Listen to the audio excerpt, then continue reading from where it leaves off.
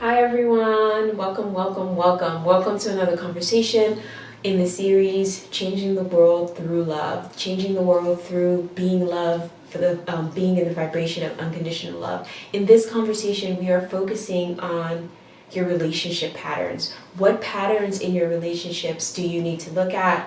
How do you bring your inner strength to recognize that things that you may need to change your patterns in your relationships? What is it that you need to bring forth to heal in order to understand that if you are repeating patterns, what patterns are you repeating? Are they healthy for you or are they unhealthy? So this is a look at the patterns that you may be developing in your relationships and how they may help or hinder you. And in this process, it helps you to know the right relationships for you. And I know there is a lot about twin flame love and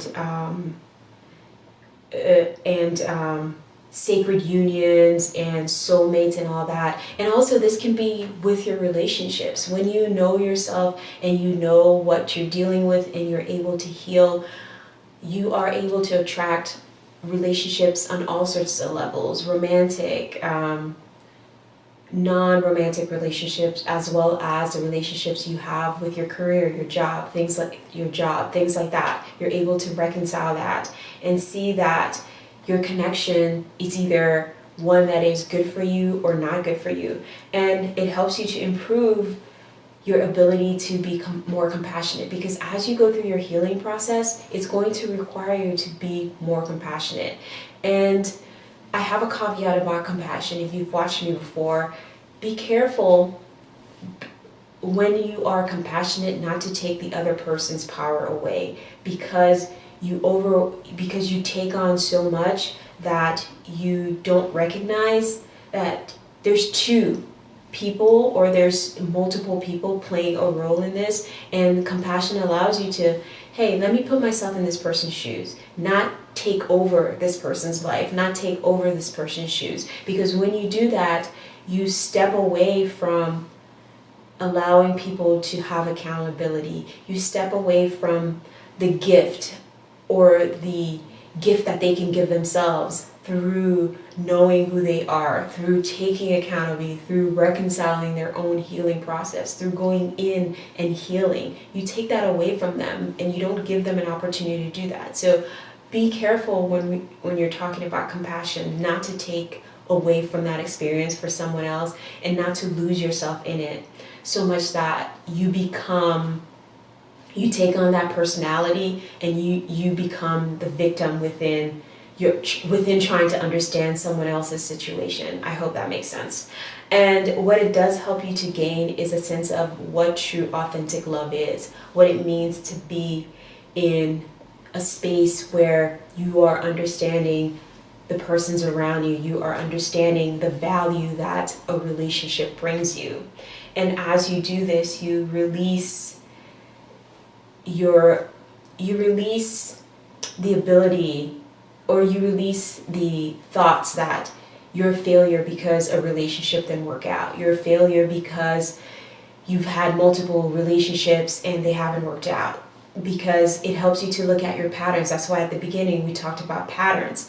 And when you can come into that space of knowing what your relationships patterns are, where you deviated or where it didn't work for you, and what connections were good, what connections weren't good for you, and you put yourself in the positions of that person and you have that two-way conversation with yourself, the other person, and you become more compassionate, or you see through the eyes of compassion and love, then it allows you to see, hey, this relationship wasn't right for me, and I'm open to getting into a space where a relationship can be right for me. And if you are, in a relationship where this person's right for you, but you're going through a rough spot, it allows you to say, what have been my individual patterns?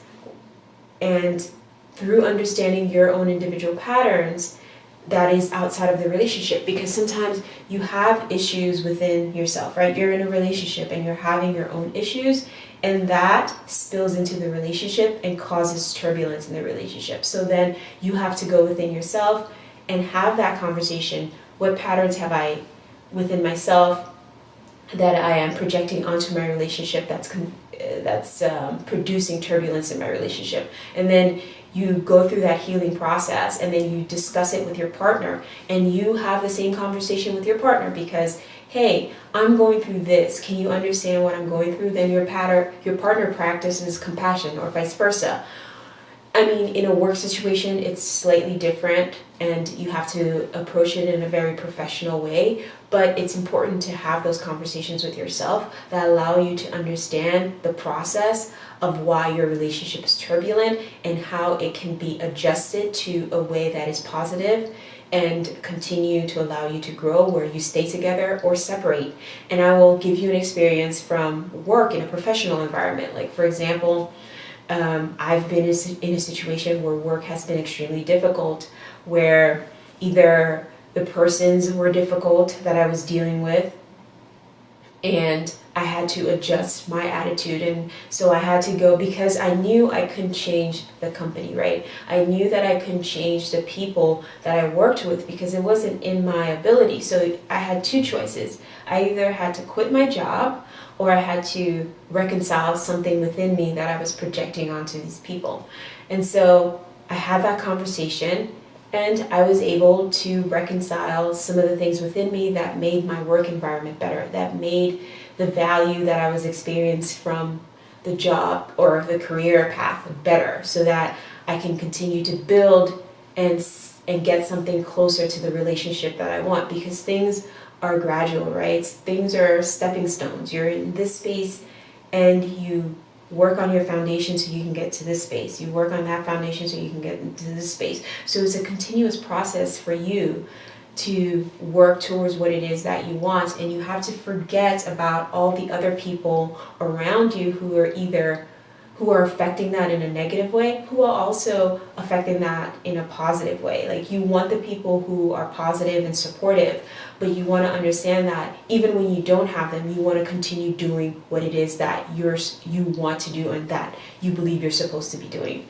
All right, I hope this energy was helpful. I hope it was concise, but just to clear it up, full circle and bring it together, this conversation, we are talking about understanding your patterns to help you build stronger relationships, to help you recognize the spaces where you need to be more compassionate, to help you find true love, true connections, deep connections that are worthy of you, and then to help you understand that even if things are rocky in your life, you have the ability to endure them by first connecting with yourself, and then connecting with those in those relationships, and see, what do I need to change about myself to make the relationship better? If I'm doing the work and the changes are not happening, then do I stay in the relationship, or do I continue to move forward? And that is a decision you have to make.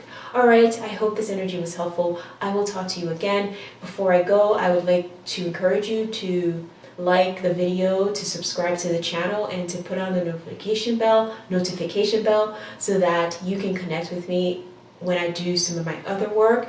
And if you want to connect with me on a deeper level, please visit my website, where you can see some of the services that I offer, and also the jewelry that I make, if you want to support me in that way. But the easiest way to support me is to like, subscribe, and share the content. All right, I love you so much. I hope this series was helpful to you. I hope you found something valuable in the videos and the conversations that we had that will help you to elevate your space in a way that helps you to reconnect with love, to be a vibration of love, to spread love as much as you can. And the caveat is, just because you are fulfilling a vibration of unconditional love does not mean that you let people walk over you, you tear down your boundaries. It means the opposite, actually. It means that you're stronger in your faith, so you put up boundaries. You're stronger in your faith, so you allow for the people to be themselves. And when something doesn't vibrate with you,